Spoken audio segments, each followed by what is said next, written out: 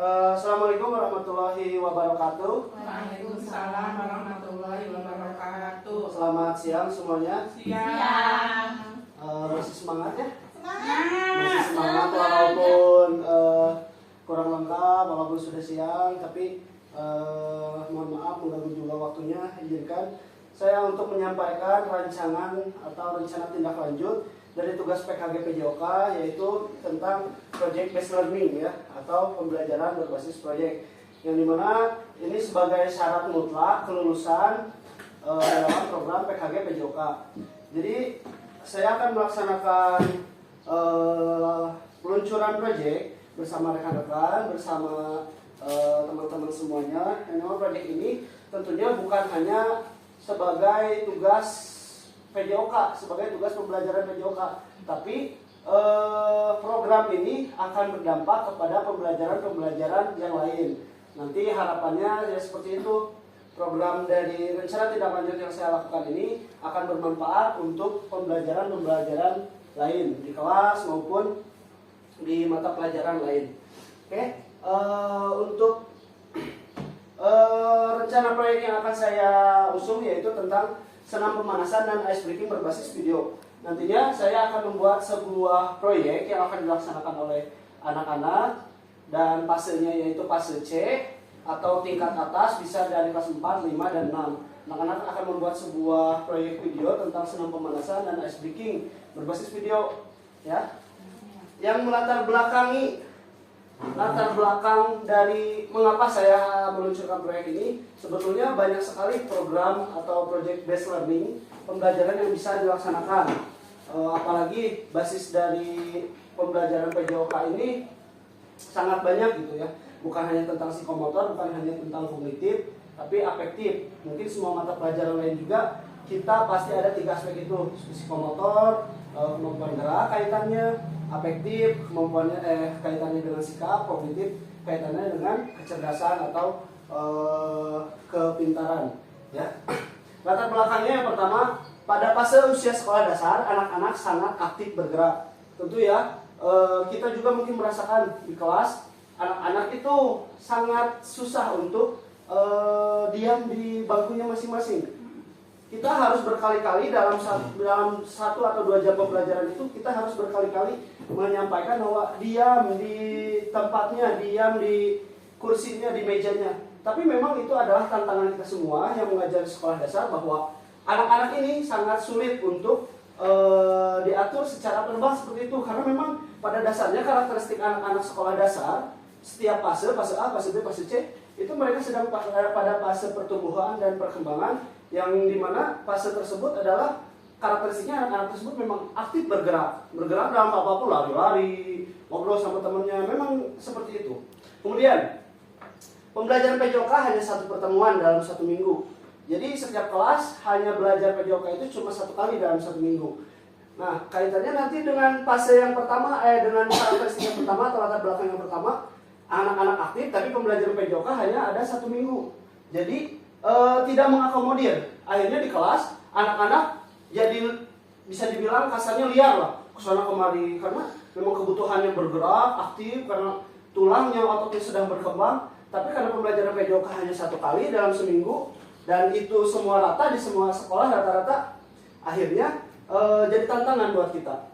Kemudian dalam pembelajaran di kelas, anak-anak sering mengantuk dan kehilangan fokus mereka ketika pembelajaran. Yang tadi disebutkan bahwa anak-anak kan karakteristiknya memang bergerak, bermain ya, hakikat anak-anak adalah bermain. Jadi saat mereka mungkin terlalu lama diam di kelas belajar, itu pasti mereka ngantuk, hilang fokus. Akhirnya apa? Bercanda, ngobrol lagi sama teman-temannya. Kemudian yang berikutnya, anak-anak kita di sekolah dasar hari ini fenomenanya adalah semua anak hampir punya gadget, bisa mengoperasikan gadget. Nah, itu jadi masalah dan juga tantangan buat kita. Bagaimana kita bisa mengakomodir fenomena tersebut, penggunaan gadget tersebut, dan mengarahkannya ke arah yang positif. Kita tidak bisa mengkiri dan kita tidak bisa membatasi anak-anak di rumahnya main gadget berapa jam, terus main apa.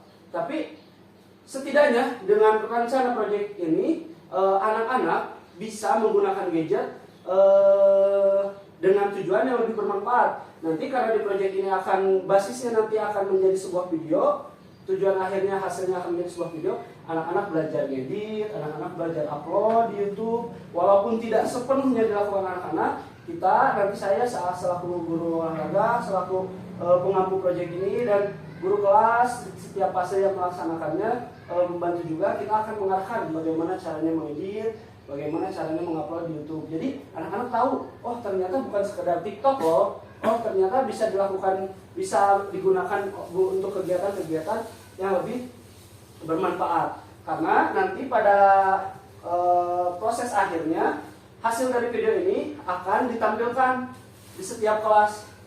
Hasil senam tadi, ice breaking tadi akan ditampilkan di kelas dan kita coba bagaimana reaksinya. Nanti di tahap akhir kita akan melakukan refleksi dengan anak-anak, apakah menyenangkan, apakah biasa aja. Nah itu menjadi hasil evaluasinya nanti.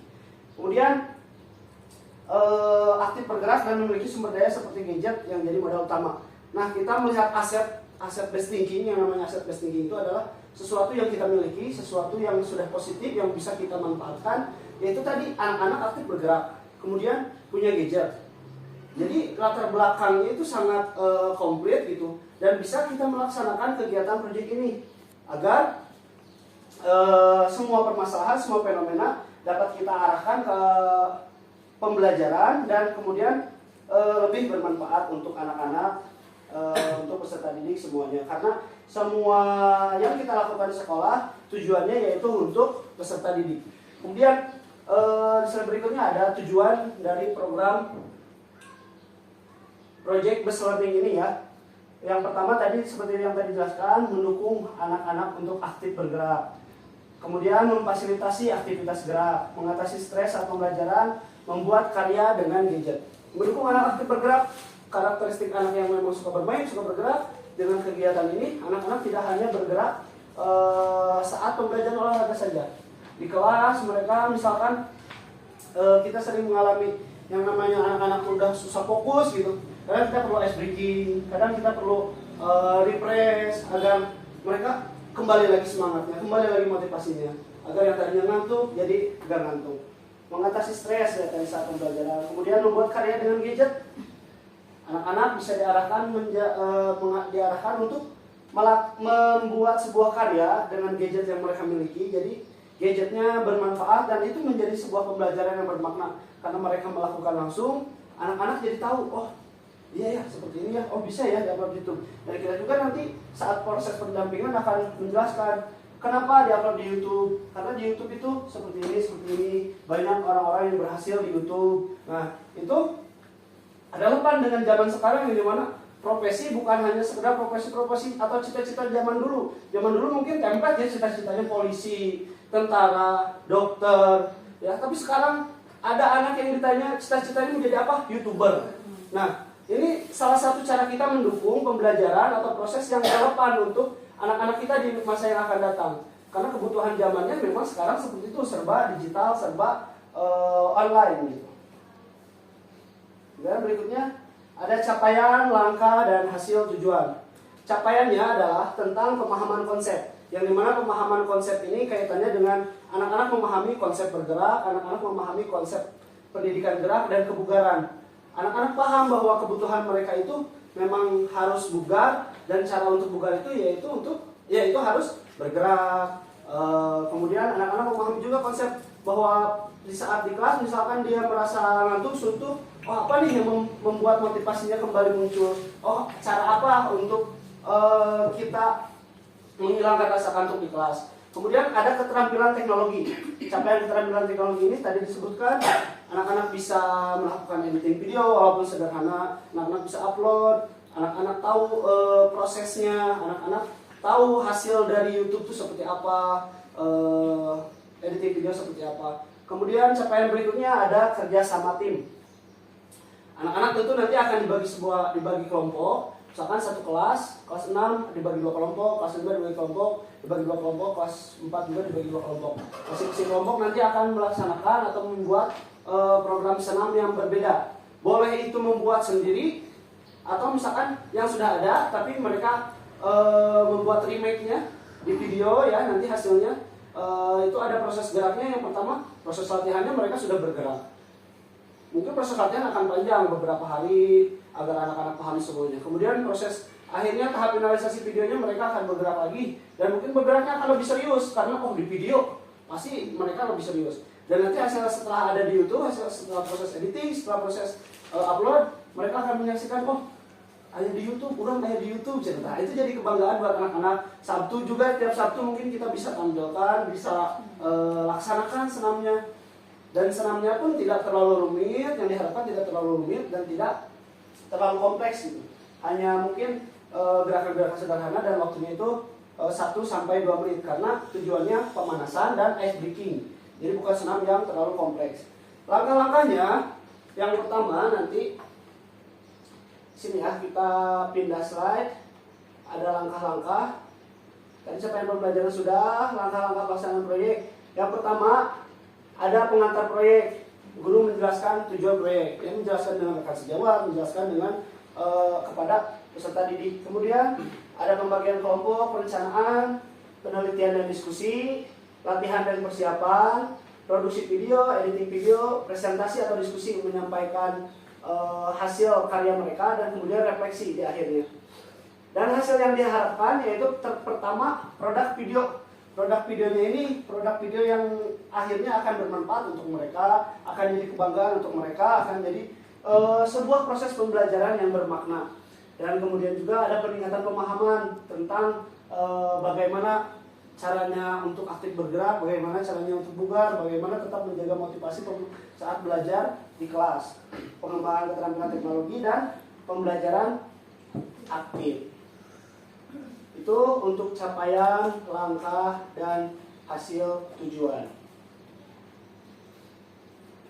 Nah, sekarang ada struktur program. Pemeran utamanya tentu peserta didik. Karena dalam sebuah proyek, kita sebagai guru hanya fasilitator, hanya coach. Yang namanya coach, mentor, fasilitator itu hanya membantu, mengarahkan, tidak terjun secara langsung. Artinya tidak terjun secara langsung itu semua proses lebih banyak guru atau pendamping yang melaksanakan, tidak. Tapi anak-anak peserta didik yang secara keseluruhan akan berperan penuh, akan berkontribusi penuh antar sesama anggotanya dengan guru. Nanti mereka bertanya, mereka menyampaikan kesulitan, mereka menyampaikan proses, itu seluruhnya ada di peserta didik. Peserta didik yang dimaksud yang di sini dalam proyek ini adalah peserta didik di fase C atau di tingkat atas. Kemudian ada ruang dan waktu. Ruang atau tempat yang digunakan tentunya di sekolah dan di lingkungan rumah. Di sekolah untuk apa? Saat pendampingan tentunya kita guru dan murid bertemu saat di sekolah. Kemudian di lingkungan rumah saat mereka nanti berdiskusi dengan teman-temannya atau melaksanakan proses latihan untuk senamnya, atau nanti misalkan mereka melanjutkan proses editing, itu bisa dilakukan di lingkungan rumahnya dengan di rumah siapapun, di teman-teman atau di tempat kelompok tersebut. Dan pelaksanaannya akan dimulai di minggu depan tanggal 18 sampai 22. Tidak dilaksanakan setiap hari, namun kita akan mengambil waktu di akhir pembelajaran atau misalkan setelah pulang akan ada pendampingan dengan anak-anak, dan sepenuhnya proses anak-anak yang akan melaksanakan. Dari mulai misalkan mereka survei mencari tentang video mana yang cocok, lagu mana yang cocok, terus gerakan mana yang mungkin akan memudahkan, seperti itu. Kolaborator, kita semua elemen yang ada di sekolah akan berkolaborasi. Kepala sekolah, guru olahraga, guru kelas, dan peserta didik. Kepala sekolah tentunya kaitannya dengan birokrasi, dengan izin, karena tentu kita membutuhkan izin dari kepala sekolah untuk melaksanakan proyek ini. Kemudian guru PJOK, saya sendiri sebagai pengampu proyek based learning ini. Guru kelas yang akan membantu juga dalam pelaksanaannya, dalam mengarahkan peserta didiknya saat proses proyek ini berlangsung. Kemudian peserta didik yang akan menjadi peran utama dalam proyek based learning ini. Nah, kemudian ada aset, kapasitas, dan sumber daya. Dalam membuat sebuah proyek, kita tentu akan melihat tadi ada latar belakang, Dan sekarang ada aset, kapasitas, dan sumber daya. Aset yang kita miliki di sekolah apa? Dalam teori aset based thinking kita harus selalu melihat apa yang sudah bagus, apa yang dimiliki, apa yang sudah berjalan dengan baik. Jangan sampai kita terlalu banyak, ih da ieu mah kurang, ih da ieu mah goreng, ih da ieu mah teu bisa, ih da ieu mah hese. Nah, itu kita kesampingkan dalam teori aset based thinking, kita harus melihat apa yang sudah baik. Jadi apapun yang kita lakukan selalu prosesnya itu meningkatkan, bukan memperbaiki. Kalau kita selalu memperbaiki, kesalahan akan selalu ada setiap harinya. Dalam prosesnya kesalahan akan selalu ada. Akhirnya kalau kita hanya melihat kesalahan atau kekurangan, akhirnya kita cuma berpikir atau fokus untuk memperbaiki. Tapi tidak ada peningkatan. Tapi saat kita melihat apa yang sudah baik di sekolah kita, apa yang sudah berjalan dengan baik, dan lalu kita melihat itu, dan yang jadi fokus kita adalah bagaimana caranya meningkatkan agar lebih baik lagi. Karena kita sadari bahwa dalam kehidupan, dalam Islam juga kita sadari bahwa satu kebaikan akan menimbulkan kebaikan-kebaikan berikutnya. Jadi saat kita berfokus pada satu aset yang memang sudah baik, yang sudah positif, dan itu kita tingkatkan, akan muncul lagi kebaikan-kebaikan berikutnya.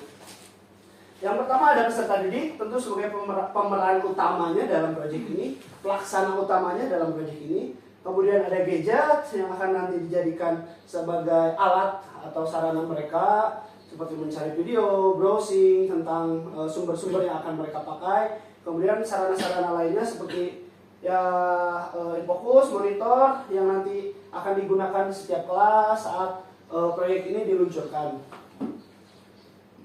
Kemudian di akhir tentu setelah kegiatan berlangsung, setelah kegiatan diluncurkan, setelah kegiatan selesai sampai tahap akhir, di tahap akhir kita harus melaksanakan evaluasi. Rencana evaluasinya yaitu evaluasi akan dilaksanakan dengan wawancara bersama peserta didik, kepala sekolah, dan rekan sejawat. Selain itu refleksi akan sangat penting untuk dilaksanakan kepada seluruh elemen yang berkolaborasi. Artinya sebuah proses, sebuah proyek ini akan bisa dilihat bagaimana baiknya, buruknya, kurangnya, lebihnya, hasilnya itu akan dilihat dari hasil wawancara dan refleksi ini. Nanti dari peserta didik, dari diri kita mungkin kita merasa sebagai guru, sebagai fasilitator kita merasa ini udah bagus nih karena videonya udah masuk ke YouTube, udah beres, udah selesai. Tapi menurut peserta didik, pada kenaon sih ya teh, ada apa aku mah ente capek dah, ente menang pembelajaran yang bermakna gitu.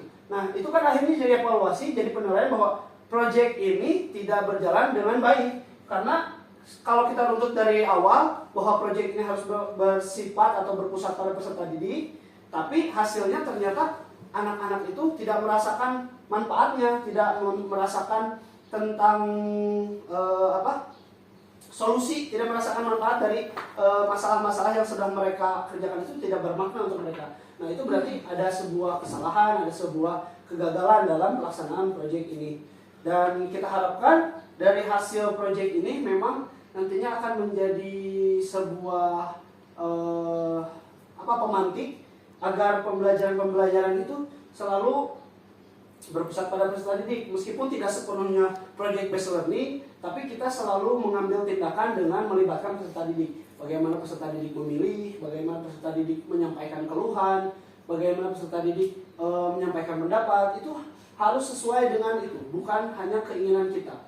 Kalau misalkan keinginan kita biasanya tidak sesuai dengan keinginan peserta didik.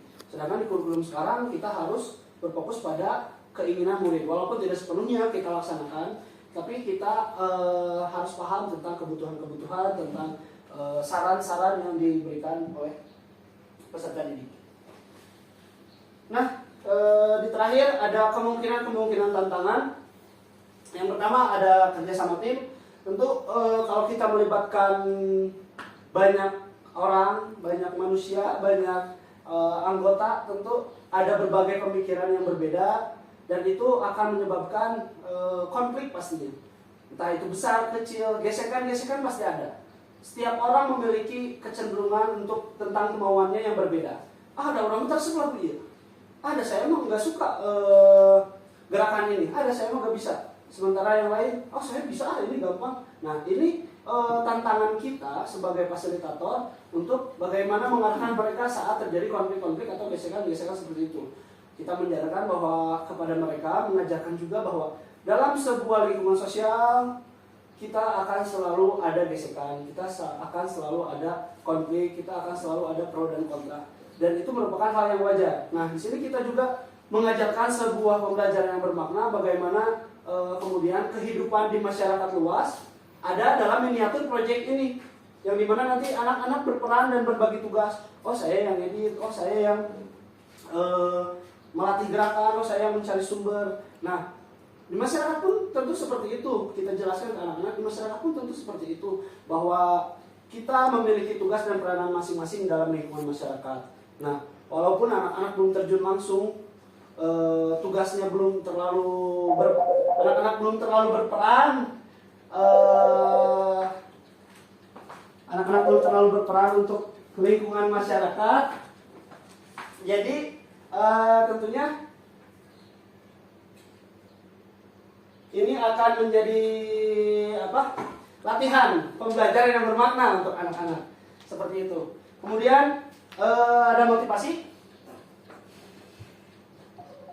Ada motivasi ya. Motivasi ini tentunya kaitannya dengan keinginan, dengan semangat yang saat kita melaksanakan proyek dengan jangka waktu yang cukup lama, tentu motivasi anak-anak akan berubah-ubah dan akan berbeda, ya. Mungkin saat awal materi atau saat awal penyampaian ini dilakukan, penyampaian proyek ini dilaksanakan, anak-anak bisa semangat, seru. Tapi saat pertengahan, mau pada capek, mau pada senang periam. Nah, ini menjadi tantangan kita ya. Ini kemungkinan tantangan yang bisa terjadi saat pelaksanaan proyek. Bagaimana mengatasinya? Kita selalu melakukan diskusi, refleksi dengan anak-anak setiap harinya. Apa yang menjadi kesulitan? Apa yang kita tanya juga ke setiap anggota kelompok ya. Kita tanya ke setiap anggota kelompok. Bagaimana perasaannya di kelompok tersebut? Apa yang menjadi kendalanya? Siapa saja yang berperan, siapa yang tidak berperan, dan itu kita selalu lakukan gitu.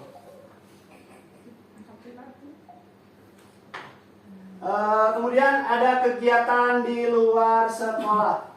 Kegiatan di luar sekolah, karena tadi bisa dilaksanakan di lingkungan sekolah. Proyek itu tidak hanya dilaksanakan di sekolah, bisa dilaksanakan juga di lingkungan di luar lingkungan sekolah. Tentu ini di luar kendali, di luar apa yang kita bisa cegah, apa yang kita bisa awasi, karena di luar kemungkinan tantangannya itu bisa jadi anak saat tidak kita awasi, tidak di dalam lingkungan sekolah, anak-anak terjadi konflik, kemudian yang namanya anak-anak gampang tersulut emosi seperti itu.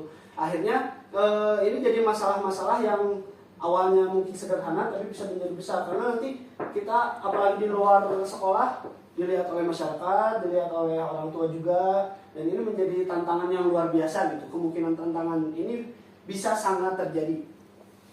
Nah, kemudian dalam proses editing, tentu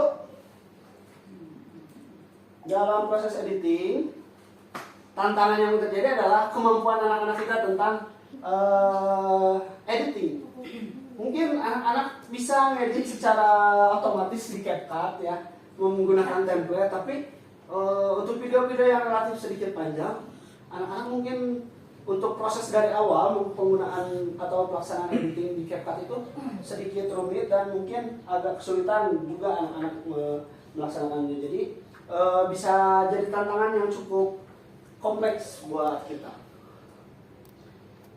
Nah, kita sudah sampai di akhir presentasi. Kita harus sehat dan bugar sepanjang hayat. Inti dari pembelajaran Renyoka harus sehat, bugar sepanjang hayat. Ada yang mau ditanyakan atau didiskusikan? Boleh. Sekiranya misalkan ada pendapat yang berbeda, proyeknya lebih baik dilaksanakan seperti ini, atau terkait proses-proses yang sudah saya rencanakan, apakah ada yang harus diperbaiki, seperti apa, itu silahkan didiskusikan. Masih ada waktu 2-3 menit atau 1-4 menit lagi. Kalau bedanya PBL kan teh? PJBL sama mengerjakan proyek atau kegiatan praktek apa? perbedaannya? Nah, untuk PJBL atau mengerjakan praktek, tapi akhirnya ada seperti proyek juga, Ya. itu hampir sama, hanya berbeda bahasa saja mungkin ya. PJBL ini kita dari bahasa Inggris ya, Ya. Project Based Learning. Dalam bahasa Indonesia ini pembelajaran berbasis proyek. Kita juga sebetulnya sering melaksanakan pembelajaran berbasis proyek ini, namun seperti kita memberikan tugas kelompok yang dilaksanakan oleh anak dibawa ke rumah, kemudian ada hasil seperti sebuah karya, kerajinan, itu sebetulnya pembelajaran berbasis proyek. Namun kita tidak melaksanakannya secara runtut, ya. Pembelajaran berbasis proyek yang baik itu ada namanya tahapan tadi, pengenalan proyek, terus kemudian pembagian tugas seperti itu. Jadi urutannya tadi ada 8 tahapan yang memang harus kita laksanakan, dan di akhir ada evaluasi. Nah, itu menjadikan proyek pembelajaran berbasis proyek itu maksimal. Kalau misalnya kita hanya memberikan tugas, kamu harus bikin ini ya, tapi kita tidak mendampingi secara penuh, kita kemudian tidak mengawasi apa yang mereka lakukan. Akhirnya mereka hanya mengerjakan, asal selesai, tugas disimpan, dinilai, sudah. Tapi dalam pembelajaran berbasis proyek ini yang kita harapkan adalah anak-anak mendapatkan pembelajaran bermakna. Seperti dalam kemungkinan tantangan kerjasama tim tadi, kita jelaskan bahwa kalian bisa aja konflik, kalian bisa aja berbeda pendapat dengan, kemudian kalian bisa sirik dengan pembagian tugas, lain-lain. Itu relate dengan kehidupan di masyarakat, dan kita bisa ajarkan. Jadi ada pembelajaran bermakna. Oh iya ya, kita tuh di sekolah ternyata belajar bagaimana caranya hidup bermasyarakat, bagaimana caranya hidup bersosialisasi dengan orang lain. Jadi dalam pembelajaran proses proyek ini yang dinilai itu bukan proyeknya, bukan hasilnya, bukan produknya, tapi seluruh tahapan prosesnya. Bahkan ada yang membuat bahwa, ada yang berteori bahwa pembelajaran berbasis proyek itu produknya tidak usah dilihat atau hasil akhirnya tidak usah dilihat, tapi seluruh tahapannya. Bagaimana anak-anak melaksanakan? Karena pembelajarannya itu bukan dari hasilnya, tapi seluruh tahapannya, seluruh prosesnya yang mereka hadapi dan mereka laksanakan. Ada lagi? Kalau tidak ada, Sangat baik. sangat baik, insya Allah. Dan saya harapkan semua bisa saling berkolaborasi dalam pelaksanaan proyek ini. Dan ya memang untuk proyek ini kita harapannya untuk peserta didik, dari peserta didik untuk peserta didik ya. Kita sebagai guru, sebagai fasilitator, sebagai coach, sebagai mentor, kita mengarahkan apa yang menjadi keinginan peserta didik, apa yang menjadi kebutuhan peserta didik. Dan kita harus selalu memberikan pembelajaran yang bermakna dan selalu menghargai proses. Oke, kalimat terakhirnya yaitu sehat bugar sepanjang hayat. Semoga kita semuanya peserta didik kita menjadi manusia-manusia yang sehat bugar sepanjang hayat. Amin ya Allah ya Rabbal alamin. Apabila tidak ada lagi yang ditanyakan, saya tutup kegiatan pengenalan proyek ini. Semoga kita bisa melaksanakan proyek ini dengan baik. Wabillahi taufiq wal hidayah. Wassalamualaikum warahmatullahi wabarakatuh. Waalaikumsalam warahmatullahi wabarakatuh. Terima kasih.